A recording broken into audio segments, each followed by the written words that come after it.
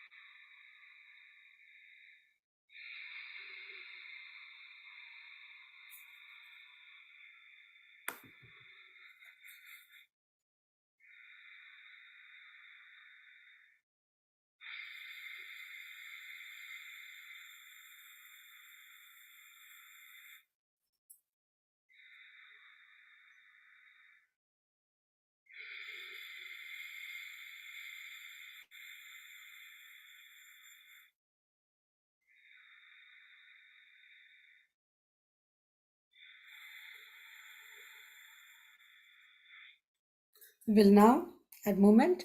As you inhale, take the arms all the way up and chin up. As you exhale, chin down, palms down.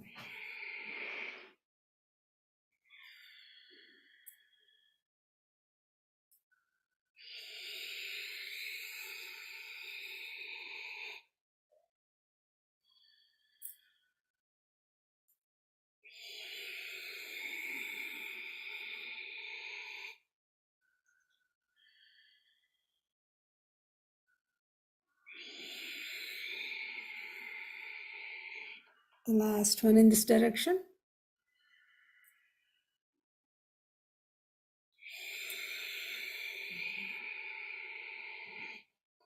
Keep the palms and elbows together now. All the way up as you inhale, chin up. Spread out the arms, chin down as you exhale.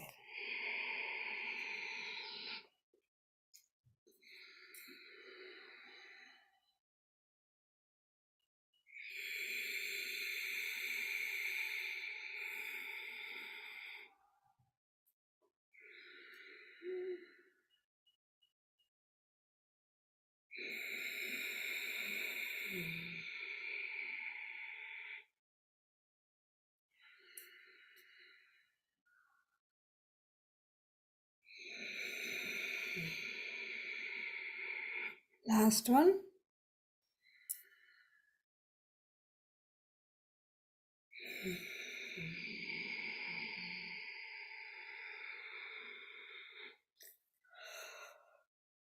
We'll now stretch the arms in front of you, palms lifted.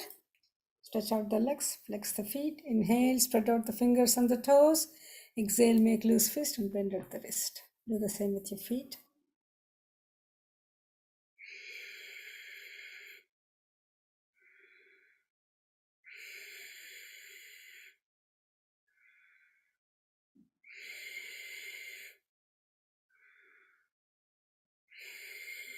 Now rotate around the wrist. Inhale, half the circle. Exhale, complete and repeat.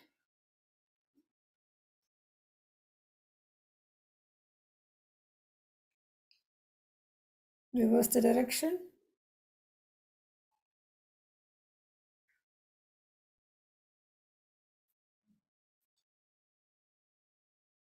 Last one. Let's stand. As you inhale, come on tips of your toes, and as you exhale, bring the soles of the feet to the floor.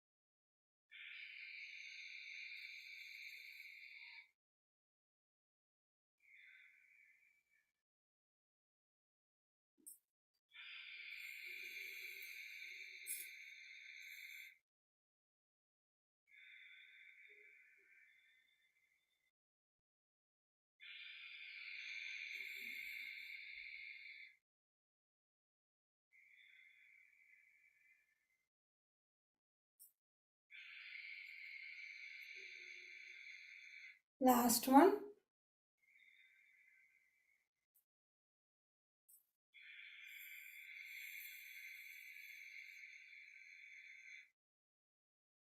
Inhale, exhale. I'm going to squat now. As you inhale, squat. As you exhale, slowly come up.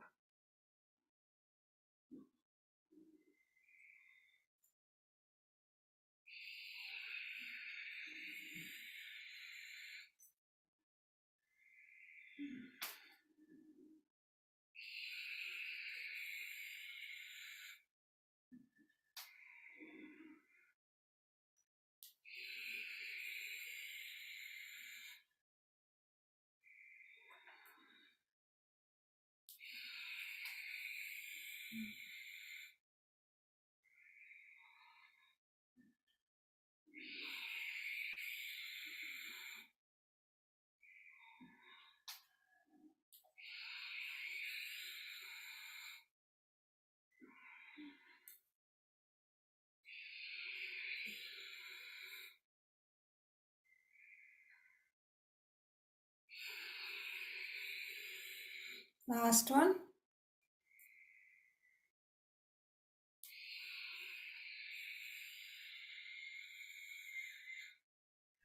Release the arms. Inhale, exhale. Feet are hip width apart, parallel.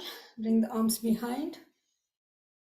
Open the chest. Gently lean back as you inhale. Gently lean forward as you exhale.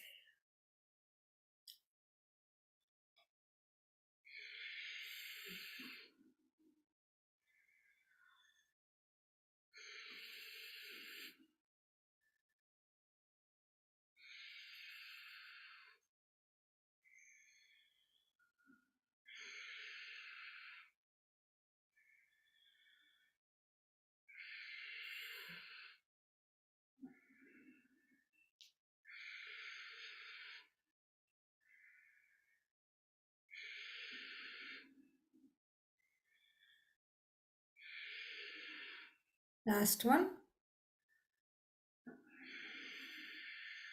Release the arms. Inhale, exhale. Raise the arms up. Clasp your fingers. Inhale. As you exhale, bend to one side. Inhale, come up. Exhale, go to the other side.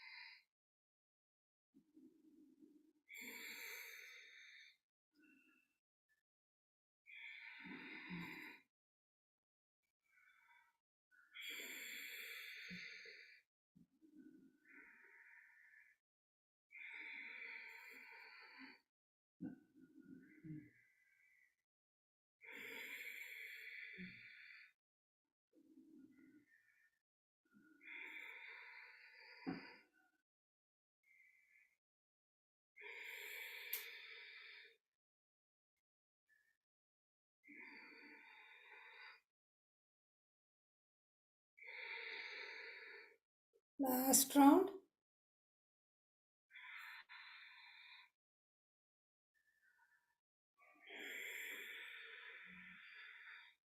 Release the arms. Inhale, exhale. Stretch the arms at the shoulder level, palms down. Inhale.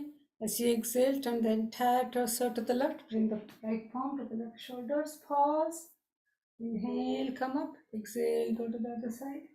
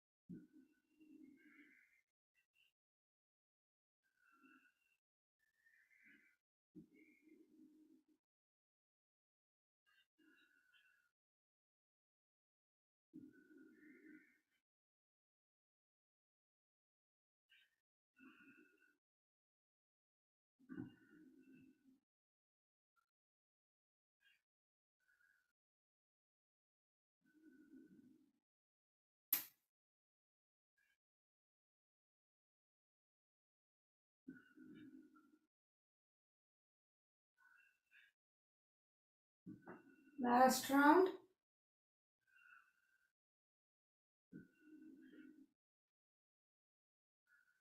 Release the arms. Inhale, exhale. Sit back. Continue the Ujjayi, couple more breaths.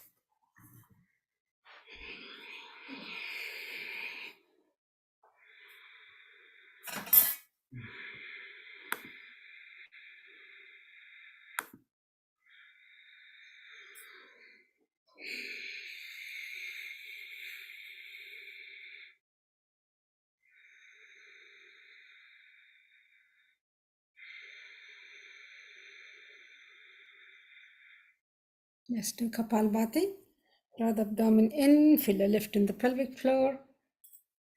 Exhale actively and passively. Inhalation takes place passively on its own. Okay.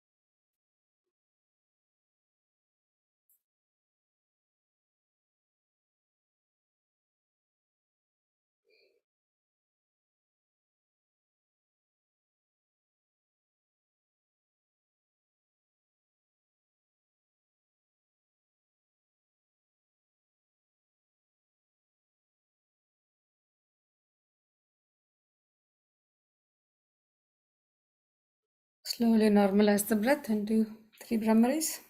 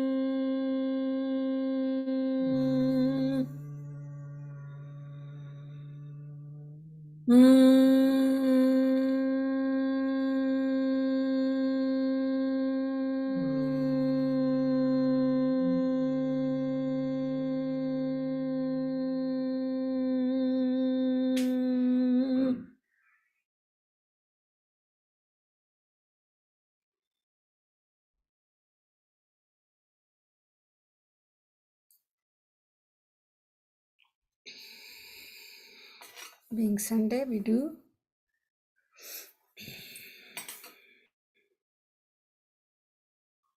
eye exercises. So keep your head steady and move the eyeballs all the way from to the left to the right.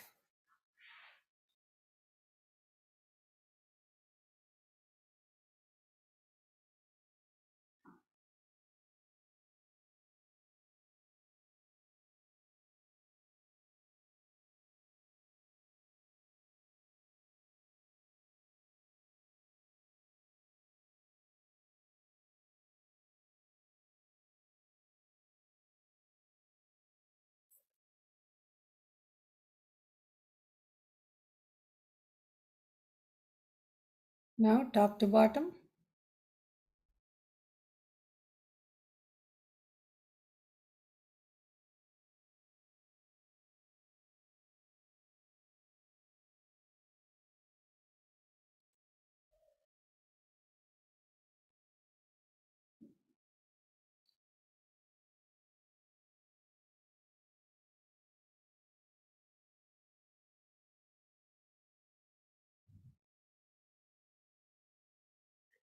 Diagonal, top left, bottom right.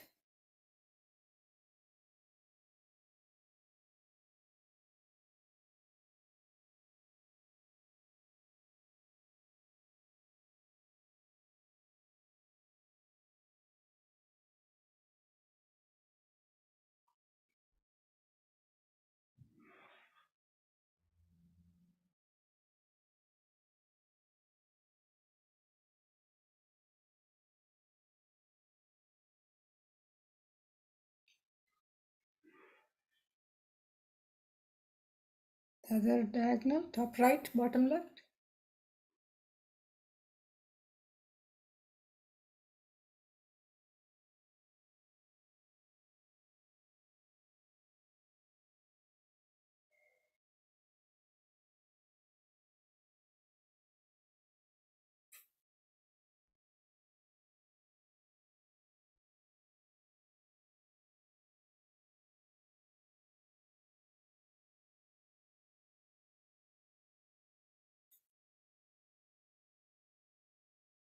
Circles, 12, 3, 6, 9, 12.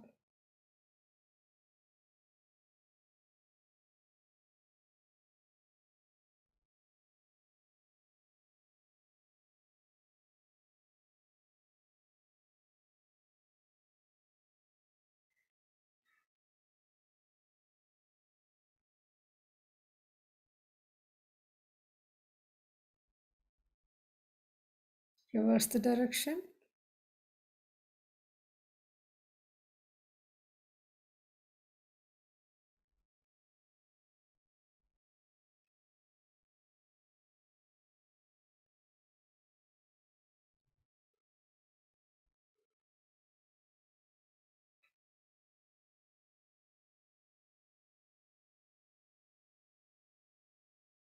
Last one.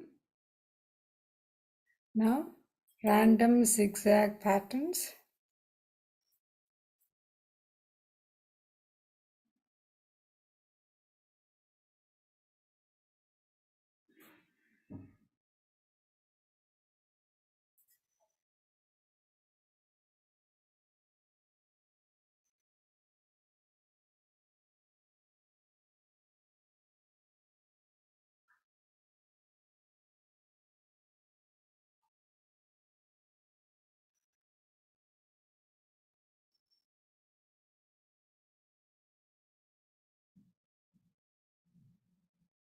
Okay, now focus at on an object at a distance. Keep your eyelids open, blink minimally.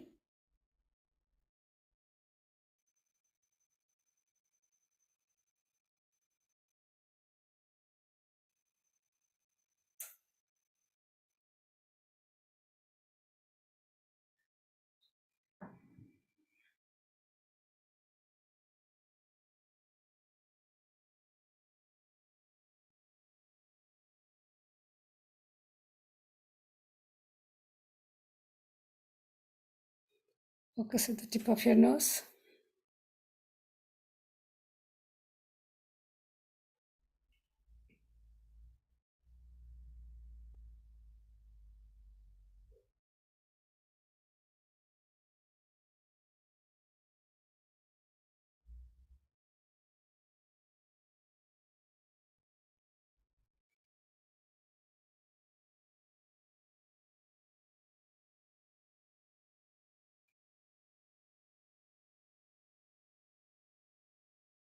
Okay, now rub your palms, generate heat.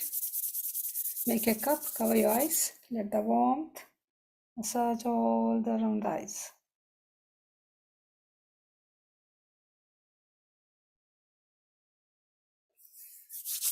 Repeat.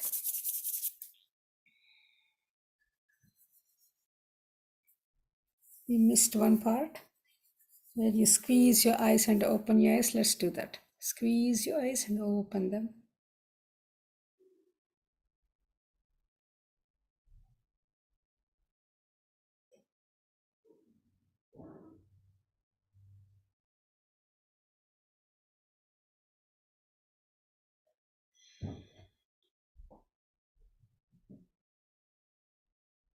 Now, rub your palms again.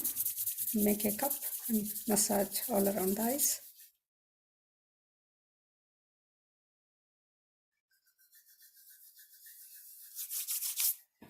All right, now we will do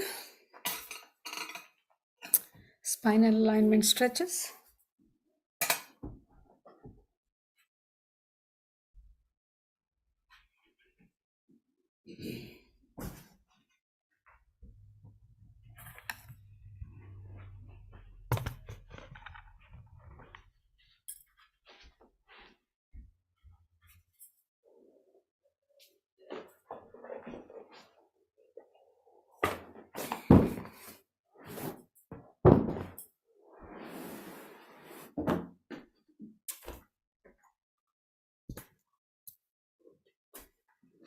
Sit comfortably.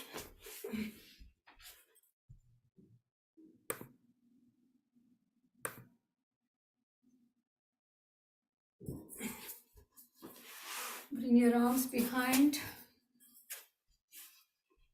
Open the chest wide and the shoulders as you inhale. Feel all the sensations as you exhale. Inhale deep and exhale long. Make the exhalation longer than the inhalation throughout the session. Inhale. As you exhale, turn your head to the left. We do 3 akaras and feel the sensations on the left side. Inhale.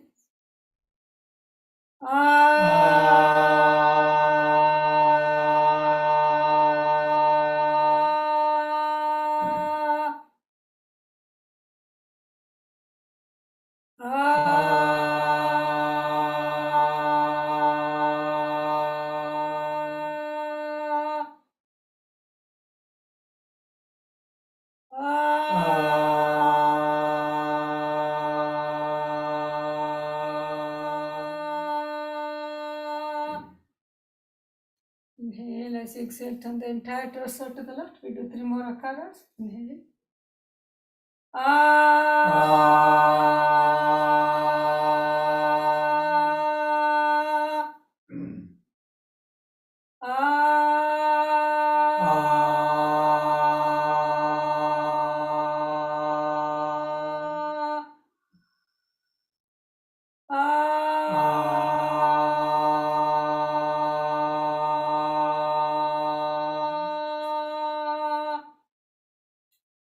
Inhale, as you exhale, turn more to the left and stay there. Continuing with slow, deep, long inhalation and exhalations.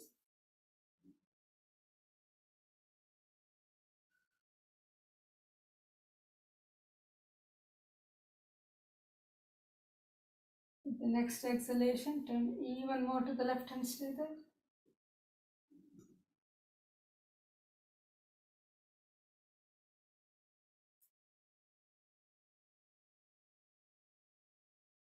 Inhale, as you exhale, turn all the way to the left and come back to the center.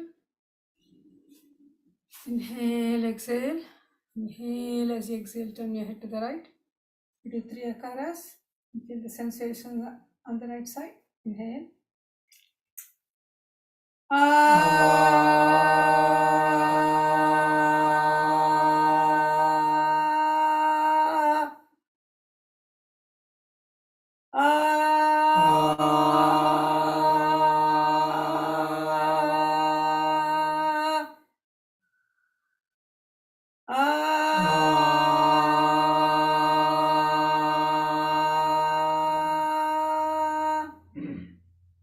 Inhale, as you exhale, turn the entire torso to the right. We do 3 more akaras.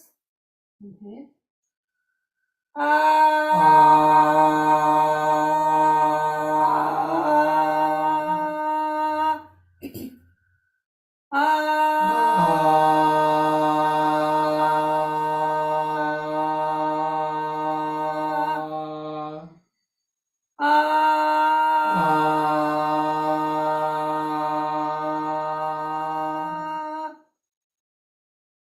The next exhalation, turn more to the right and stay there.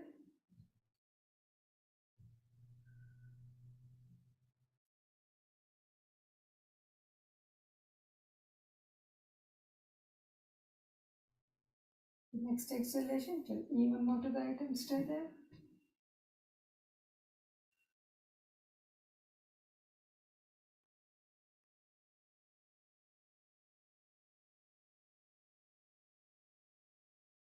Inhale as you exhale, turn all the way to the right and come back to the center. Inhale, exhale. As you inhale, lift the chin all the way up, taking the head behind. We do 3 akaras and feel the sensations in the front. Inhale.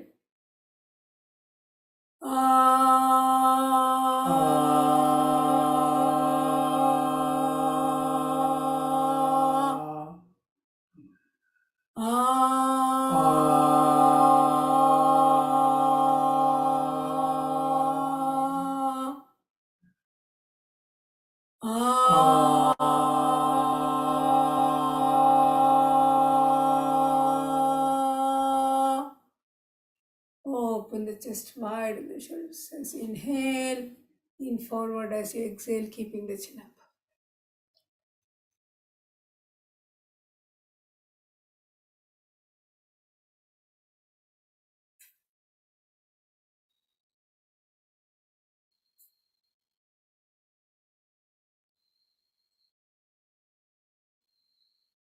Bring the chin to the chest.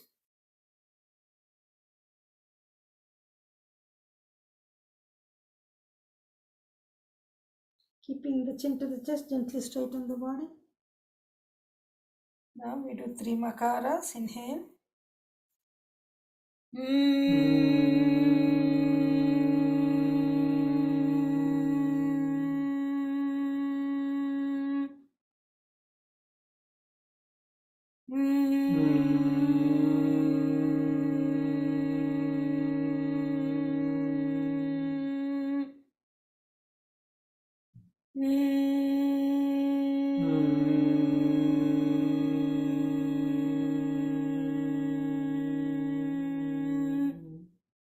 Release the chin.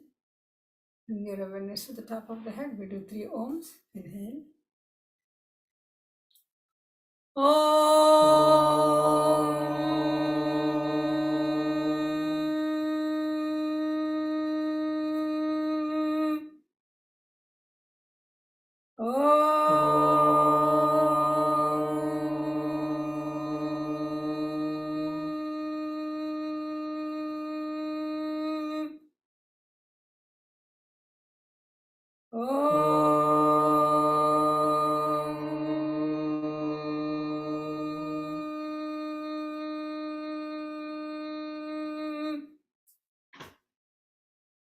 Release the arms, bring them behind, place them on the mat with fingers pointing up forward.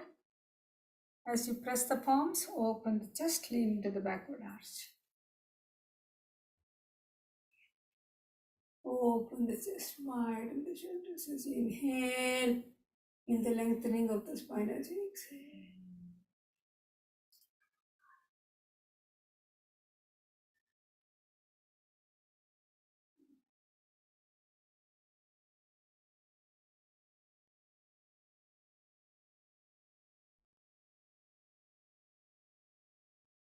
As you inhale, lift your hips. Squeeze your buttocks and stay there.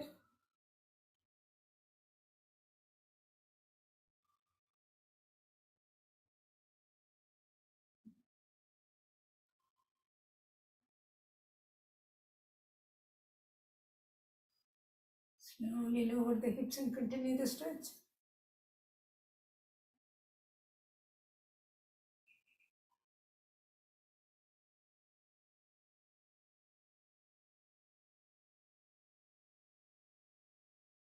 As you inhale, gently straighten the torso.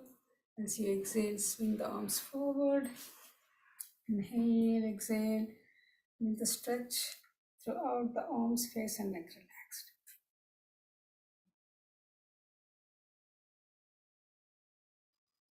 Inhale, exhale to the left. To the right. Center. Inhale to the chest. Exhale in the reverse. Feel the stretch in the palms. Fingertips, wrist, forearm, upper arm, face and neck relaxed.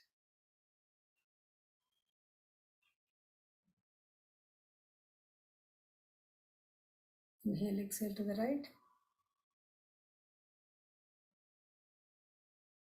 to the left, center. Inhale to the chest. As you exhale, extend them overhead. Press the sit bones, lift the torso, extend the torso, feel the lengthening of it, extend the arms, press on the palms, inhale, exhale. Inhale as you exhale into the right. Feel the stretch on the entire left side. Inhale, exhale into the other side and feel the stretch on the right side. Back to the center. Lift up again the pelvis, shoulders. Feel the lengthening of the torso. Extend the arms, press on the palms. Inhale, exhale. Release the fingers, make a loose fist and rotate, synchronizing with the breath.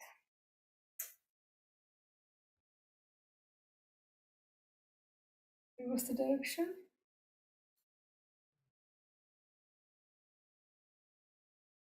Loosen and widen the elbows, bring them behind.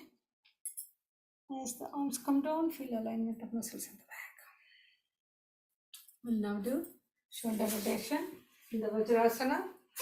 Sit on your heels.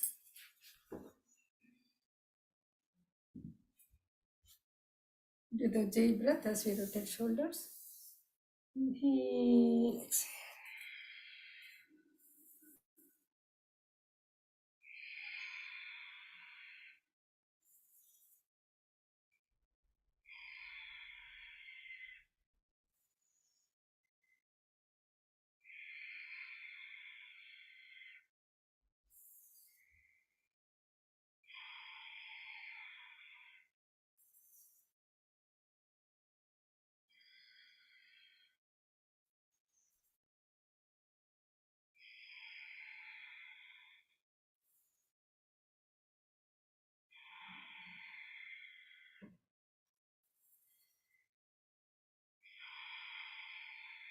Last one.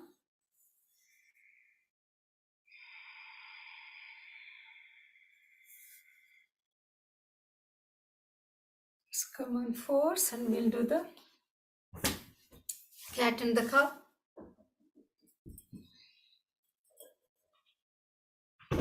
Inhale.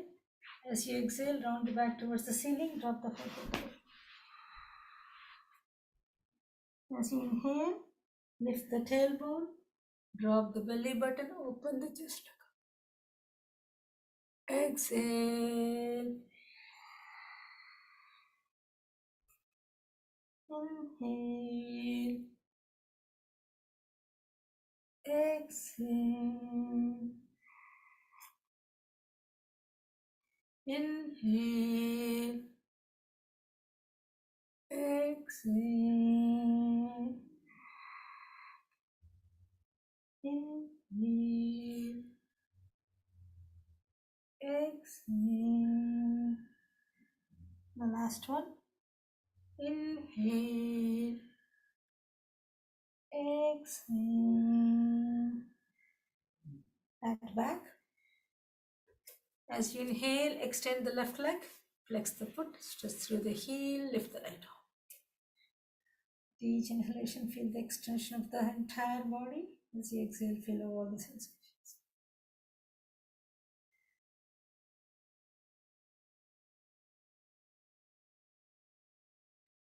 Knee to the floor, palm to the floor.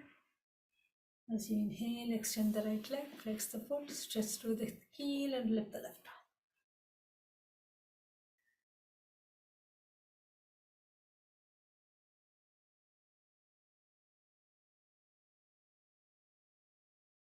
Knee to the floor, palm to the floor. Come to the Balasana and relax.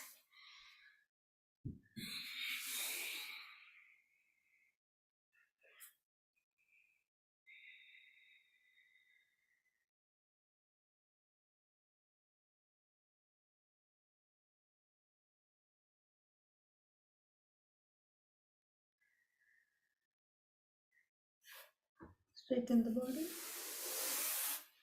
Let's do a couple of standing balancing poses.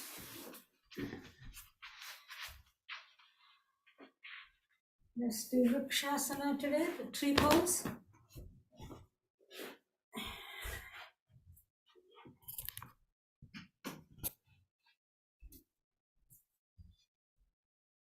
Stand with your feet hip width apart and parallel.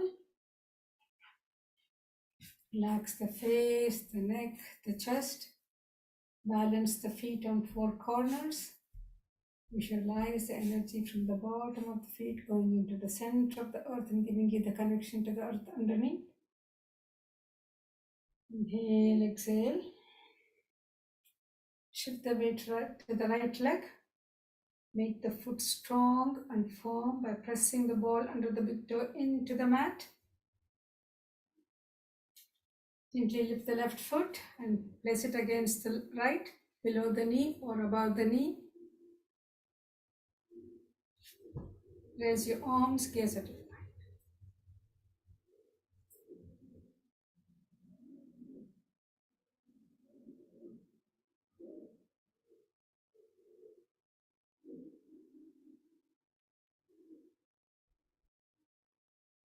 Release the arms, release the foot.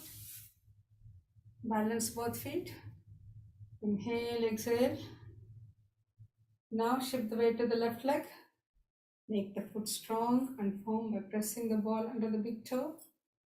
Gently lift the right foot, right leg, and place the foot against the left. Raise your arms, gaze at it.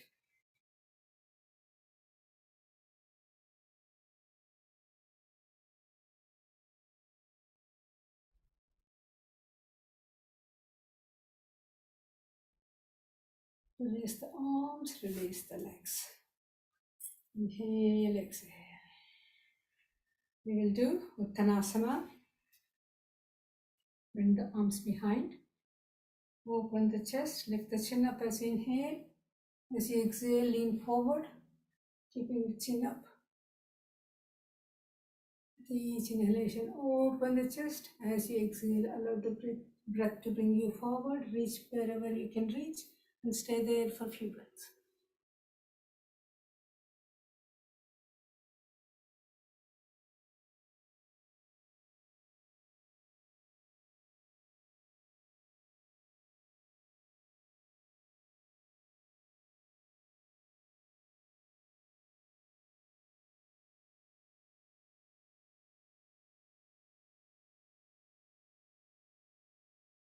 Release the arms. Shift the weight to the left leg. Turn to left.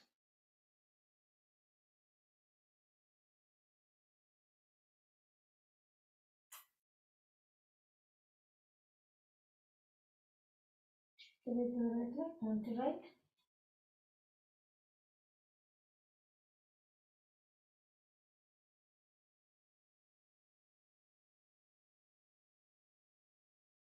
To the center.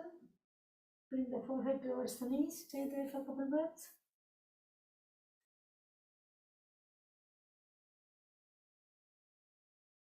Just inhale, gently straighten the torso. Inhale, exhale. Now let's sit. Do your sitting asana.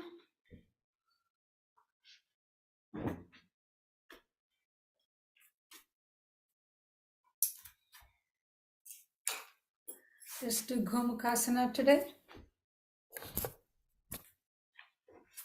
Now we'll do Ustrasana. We haven't done it in a long time. Ustrasana, the camel pose. Okay, to do the camel pose, you're going to stand on knees. So support your knees. Fold your mat. Make a nice cushion. If you need additional cushion, you can put a towel. Then stand on your knees. So this itself can be challenging. If you're able to do just this, that's great. Inhale, exhale, bring the arms behind. Hold on to the elbows or forearms. Open the chest, widen the shoulders. Feel all the sensations. So in this pose, we are going to extend the torso, right? So when we lean backward, it's the torso is leaning backward. This pose also strengthens our thigh muscles and as well as hip and so on. So you can also remove you don't have to hold the hands. You can also remove it. So you can keep it on the side or whatever feels good. As you inhale, extend the torso and lean back. Open the chest, look up. With each inhalation, open the chest and look lean. As you exhale, feel all the sensations.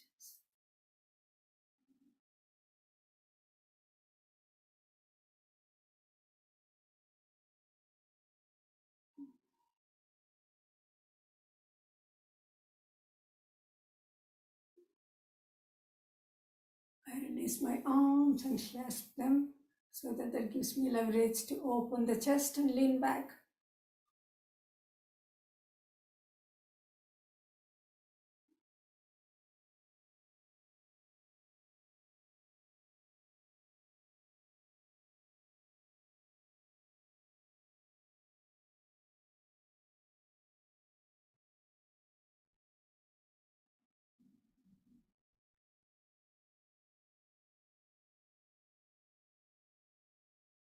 Slowly straighten the torso. Inhale, exhale.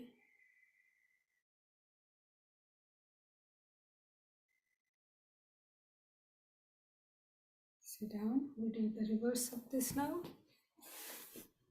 When you sit on your heels, bring the arms behind and hold the right wrist with the left palm or left wrist with the right palm, whatever. Open the chest and lean back. Open the chest and lean forward.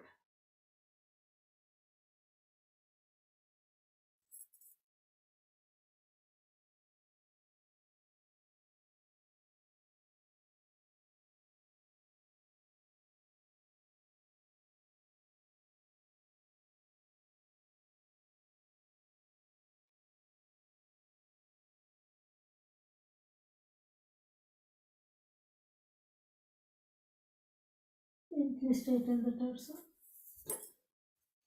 Inhale, exhale.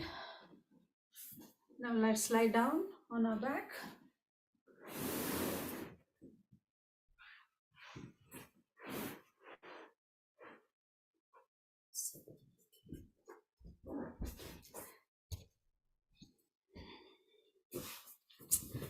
We'll do the Markatasana and then go to deep relaxation. Lie down on our back.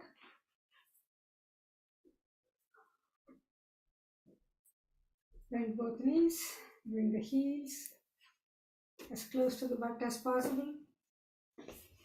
Extend the arms at the shoulder level, palms down. Inhale, as you exhale, fold both knees to the left side, as close to the left elbow as possible. Turn your head to the right, look over the right elbow. With each inhalation, extend the arm on the floor, and as you exhale, turn the torso to left.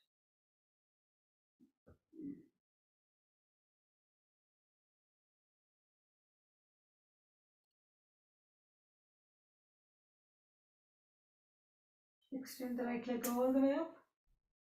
Flex the foot, stretch to the heel, and gently lower the leg. Bring the toes closer to the fingers and grab the big toe if you can. Extend the right arm, lift the palm. With each inhalation, extend through the heel of the right palm and heel of the right leg. As you exhale, feel all the sensations. Stay there.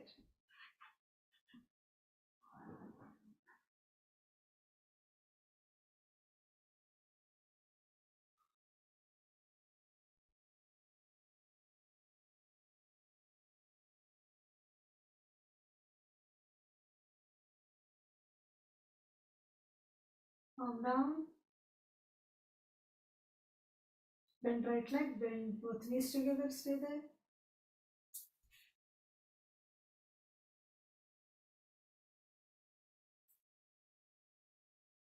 Inhale both knees to the center. As you exhale, fold them to the right, as close to the right elbow as possible. Turn your head, look over the left elbow. With each inhalation, extend the left arm on the floor. As you exhale, turn the torso to the right.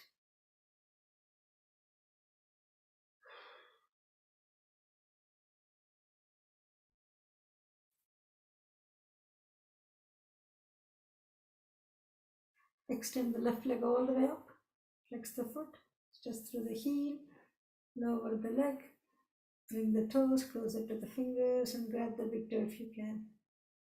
Left arm extended, palm lifted. As you inhale, stretch through the heel of the left palm and the heel of the left leg. Feel the sensations as you exhale. Stay there.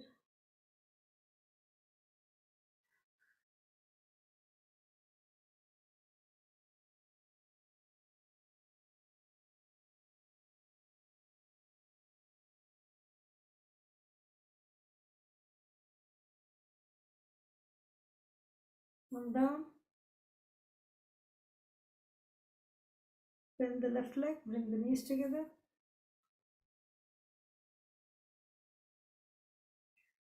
Inhale both knees to the center. Grab your knees, rock from side to side. Release any discomfort in the lower back. Make circles, massage the lower back. Reverse the direction.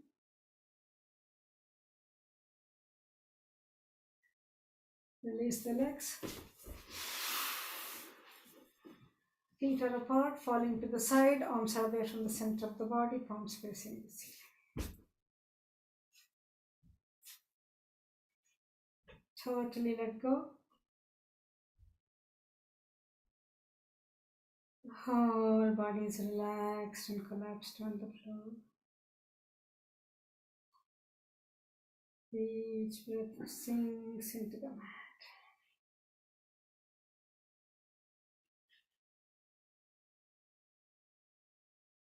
As you inhale, bring the breath to the center of the head. As you exhale, it spreads throughout the body. And stay there.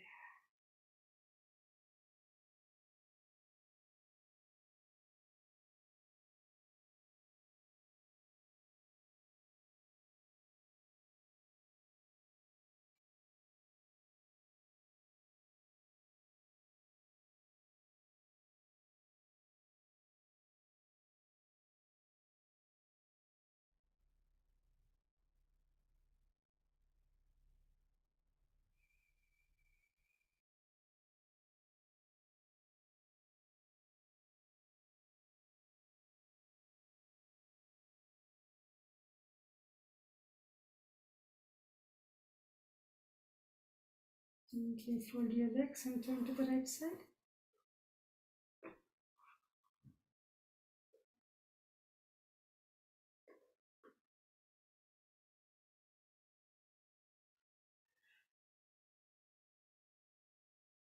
When you're ready, come up.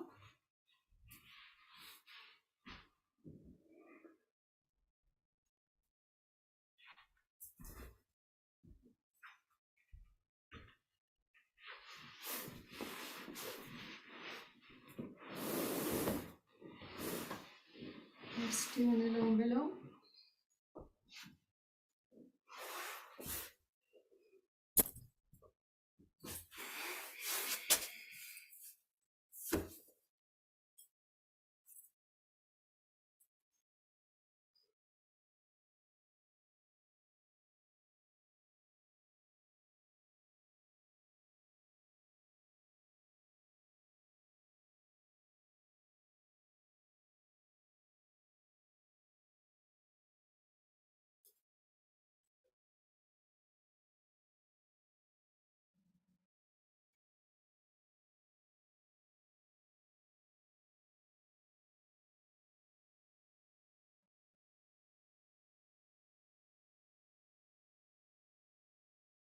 Do your last round.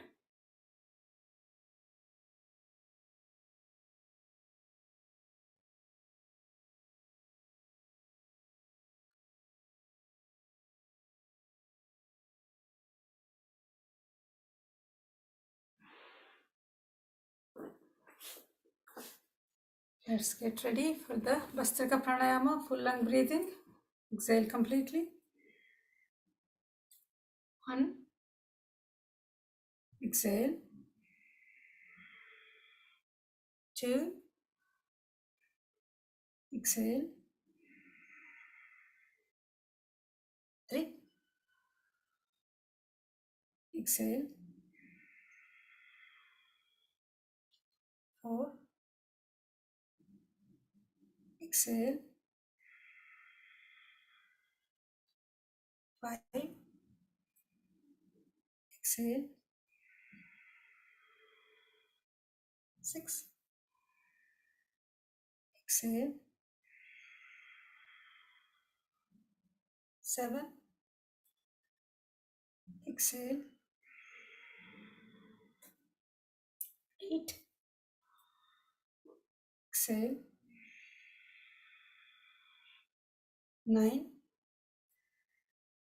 Exhale. 10. Exhale. 11. Exhale. 12. Exhale. 13. Exhale.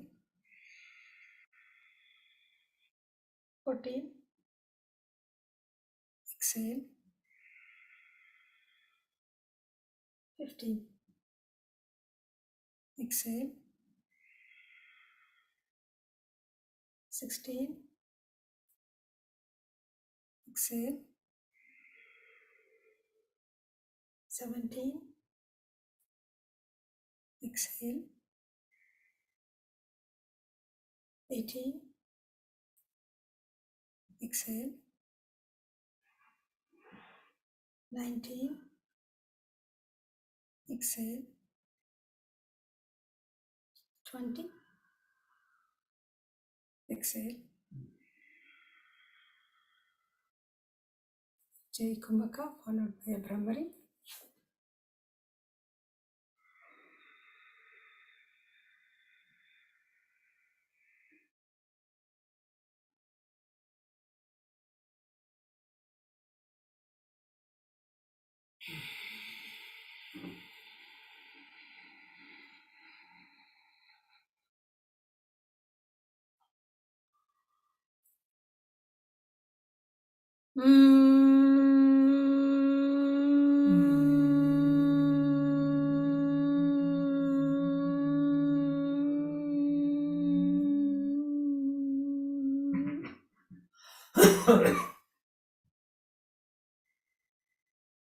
Let's get ready for the second round. Exhale completely. 1. Exhale. 2. Exhale. 3.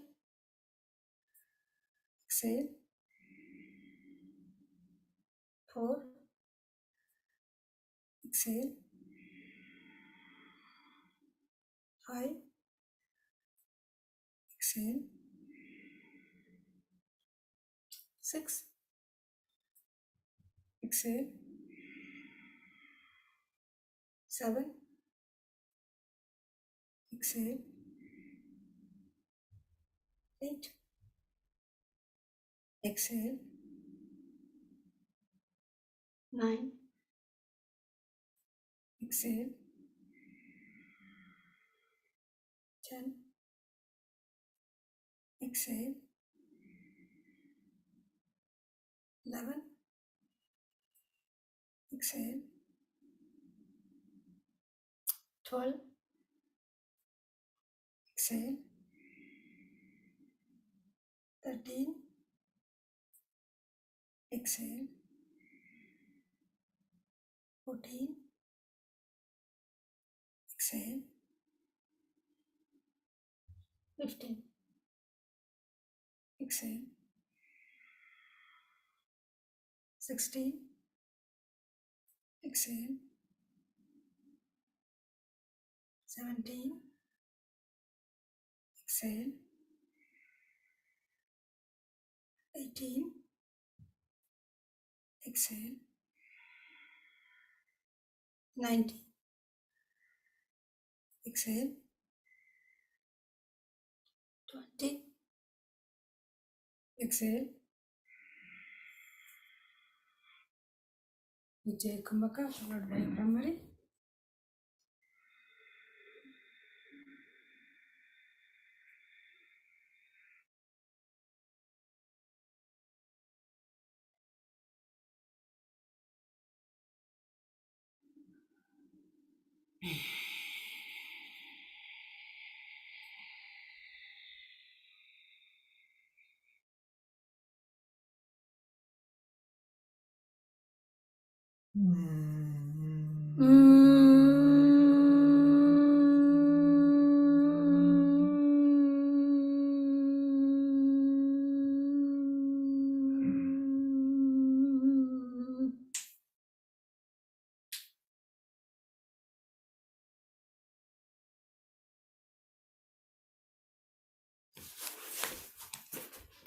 Let's quieten our mind for about a minute or so. Draw yourself deep into the silence within. Stay there.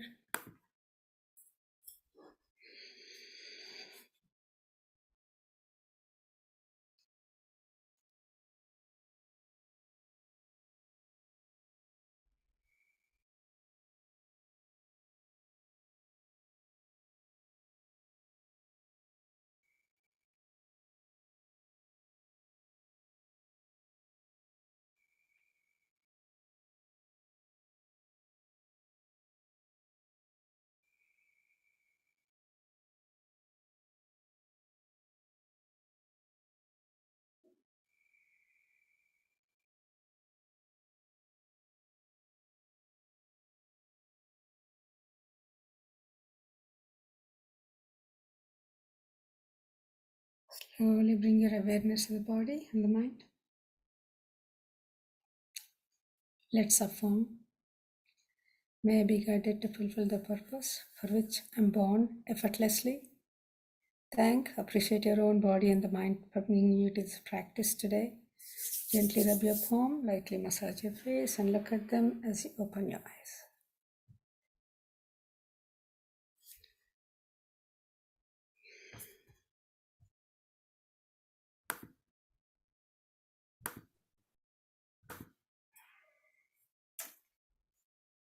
Prabhatam Sarvebhyaha Namaste. Share the screen. Today, Kumarji, we have fewer audiences because, we had to redo the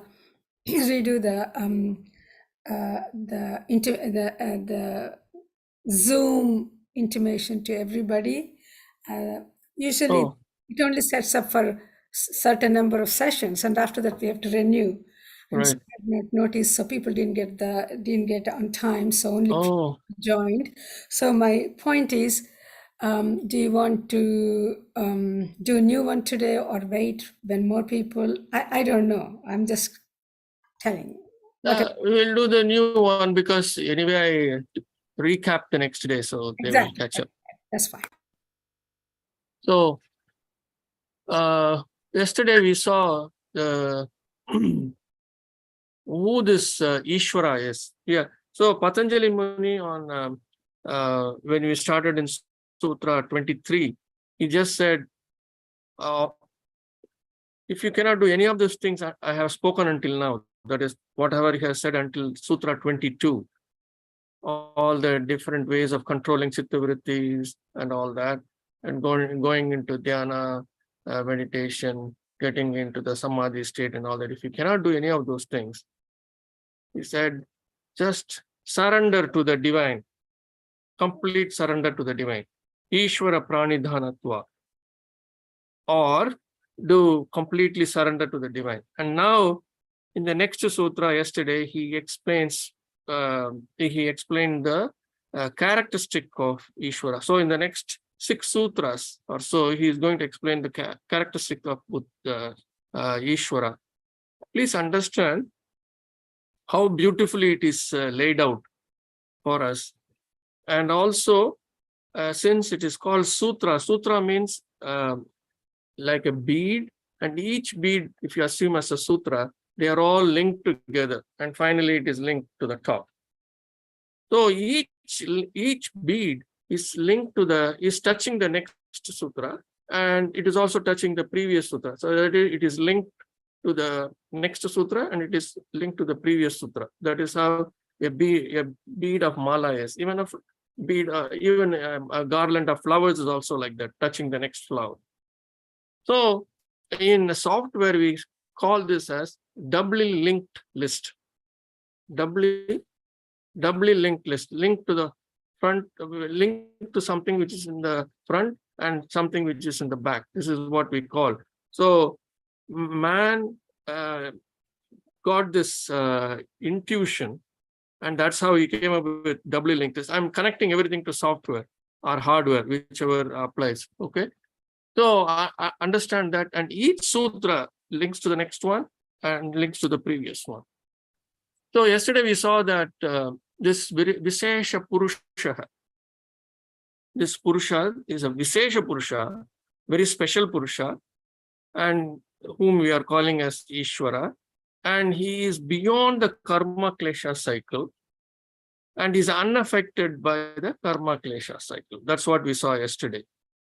And in Sutra 25, he's saying, Tatra Niratishyam Sarvanya Tattva Bijam. Tatra Niratishyam Sarvanya Tattva Bijam. So let's go word by word. Tatra means there, and Bijam means seed. That's why we normally say Bija Mantra. What Dr. Rajan gives us is a Bija Mantra for each one of us to meditate on it. That means it is the seed. Bijam means seed in Sanskritam. So it is the seed mantra to quieten our chitta vrittis, or it may be a seed mantra to do something else. So that's why it's called Bija Mantra. Bija means seed. Tatra means there. Niratishyam means unsurpassed. So in the last few sutras, we have been seeing this, yesterday we saw aparimrishtaha, one special word. Aparimrishtaha we saw, where it means untouched, unaffected. So here we are seeing niratishyam, unsurpassed. That's what is the meaning of niratishyam. Sarvagnya. Sarvagnya means all-knowing, supreme knowledge. Tattva Bijam. So Tattva, I think why it is put in brackets is because it is there in some text and it is not in some text. So with or without that, it doesn't matter. Tattva is principles or phenomenon, philosophy, whichever word you want to use, we can use. Bijam is the seed. So in effect, what he is saying is Tatra, there. There means Ishvara. Ishvara is the seed of all knowledge, unsurpassed knowledge, which we cannot even fathom. He is the seed of all knowledge. So that's what we see. So in that God, in Ishvara, is the unsurpassed seed of all complete knowledge. So I keep saying this database of knowledge which we can acquire through the connectivity to the divine. That's the knowledge that he is talking about, that unsurpassed knowledge. We cannot fathom what that knowledge is. It is so huge, and that's why I say there is no invention by man. Everything is the discovery, because the knowledge is coming from there. So every invention that has happened until now, every invention that is going to happen in future, for everything, that knowledge comes from there. It is all there. So that's why I keep saying it is a discovery. So on that note, I will stop here.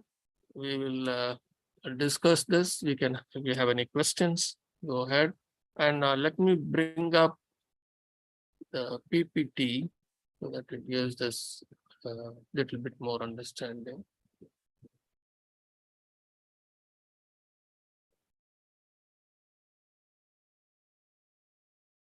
So all that we are talking about is in this light green box on the left-hand side, marked A, the creator. I'm circling with my with the pointer here with the mouse.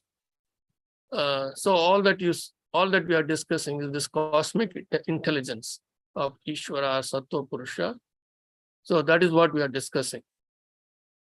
What is the characteristic of this Ishvara? Any questions?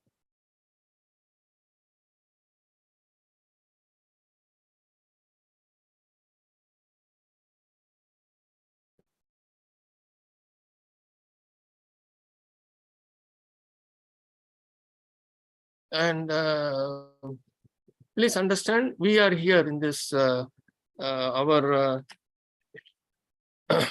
we are here in this box here, the gray box. That is our cosmic chitta, and below that, in the blue, the two blue boxes, our gross body and a copy of the chitta, which is existing as a subtle vibration. So these three boxes are us.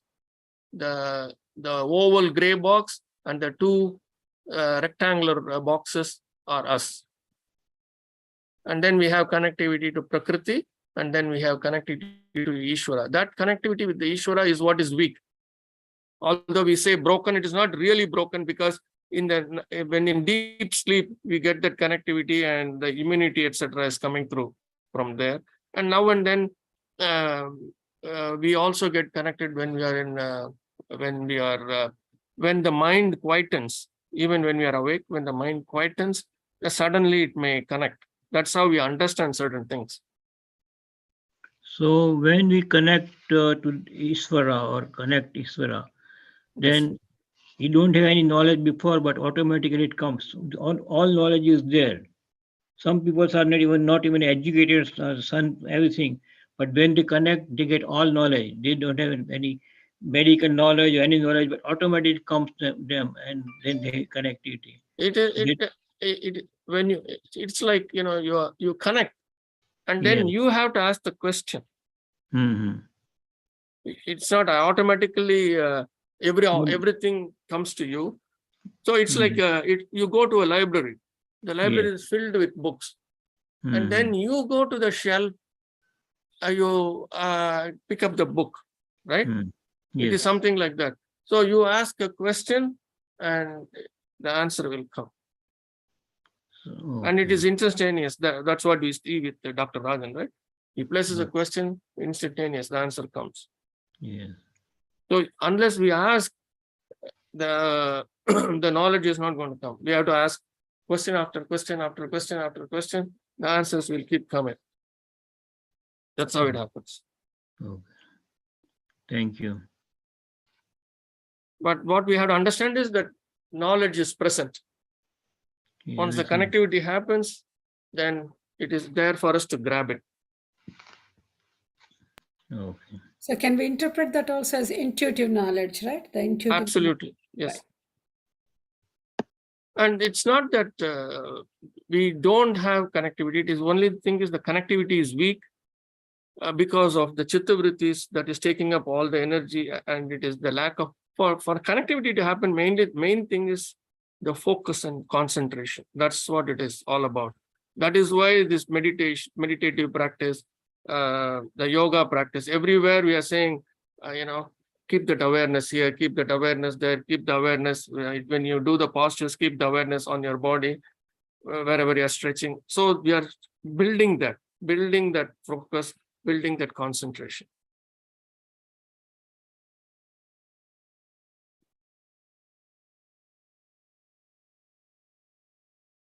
So what I was saying was earlier, how beautifully the sutras are laid out. I am just, I just cannot get over this appreciating the beauty, the way it is laid out, the way it is linked, is simply wonderful. Yeah. So enjoy that as you read it. Just enjoy that. And that's why I said it's related to software as doubly linked list. In the software, we have this piece of data, any piece of data. This data can be linked to the next one, or it can be linked to the previous, or it may not be linked at all.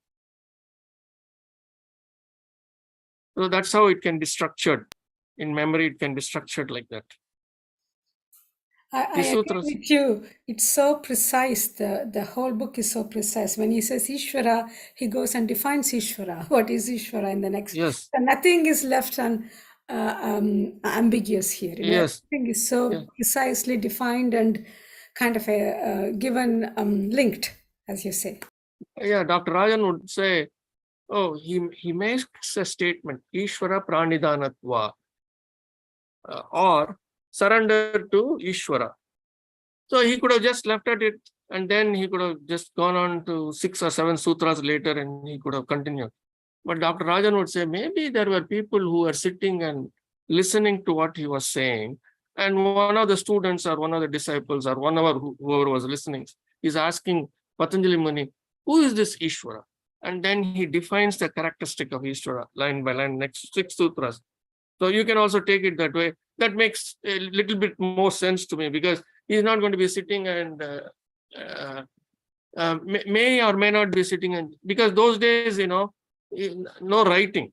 When you're writing, you don't need anybody. But when you hear something and when you're speaking, you need somebody to listen to you. So maybe there were a group of 5 people or 10 people, 10 students, disciples, shikshaka, sishyas who were there. So he was just giving this lecture to them, and they were asking questions now and then, and that's why he's giving those definitions beautifully. Well, that's another way to look at it. Very relevant even today. Many people don't know what's the meaning of how to define God. So there is one definition here at least. Yeah, instead absolutely. of imagining somebody sitting on there, we have an understanding of what God means, right? Yes. See, the main difficulty with Sanatan Dharma, I wouldn't say Sanatan, with practicing Hindus is that we always attach a form to that with or without knowing, we attach a form to God. Without knowing that the unmanifest divine means unmanifest. There is no form. The starting is to have a form. That is how we can focus. And then this jnana, once we start studying jnana, which we should have done at a much younger age, which we did not know, but we are doing it now. So this should elevate us. And the moment we understand this, take that form out and connect straight to the unmanifest. At some point of time, once we start getting that focus, connect to the unmanifest event. So we will see why we should do that in the later sutras. Any questions? The forms, when we go to forms are created by imaginations. Actually, there is no form, it is nirguna. And forms of imagination, that Lord Shiva has a powerful man and he is doing. So a form comes, imagination comes, is the person like that. So the energy absorbs in that form. When we see invoke and something, energy is like water. Anytime you put in water jug, it takes a shape of jug. If you put in the dish, it takes so energy is taking any form what we imagine. Is our imagination is form. It's not actually, nobody has seen the like Ambaji or Sun, nobody has seen, but we imagine, we got this power. So that form comes in our mind. In temple we have like a god, Lakshmi Narayan and Ambaji and all these things. So our imagination, there is not actually their form, but some imagination comes in the forms. Is it right? It could be imaginary form, but what about Rama, Krishna? They were all there.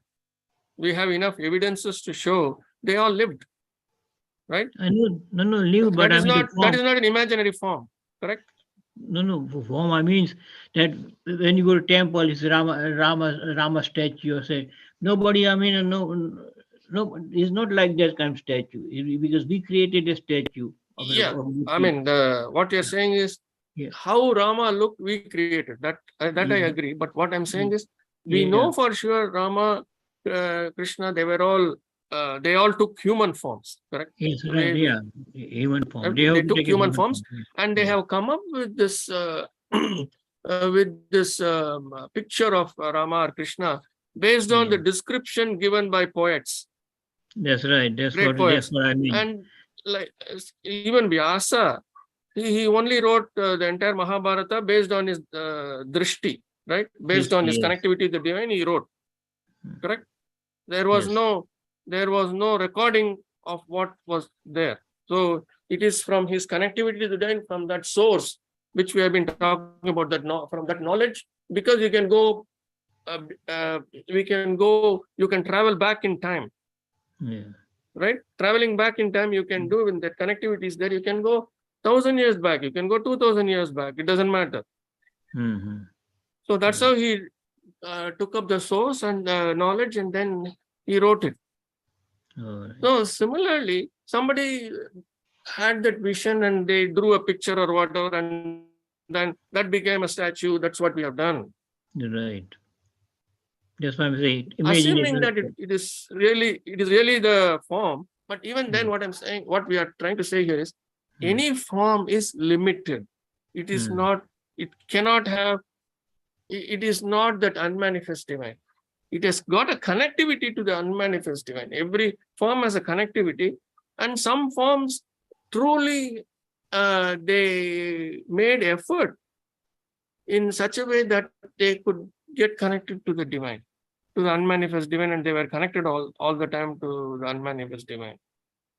So we are trying to take those great souls, and because they existed in a human form, we are trying to relate to them, and thereby when we get to a certain stage, we can ourselves connect to the unmanifest divine. That's what we are trying to do. Like, when you are in a elementary school, we learn in a very simple form, and then as we go higher and higher, then we truly understand how this was derived. It's something like that. Okay.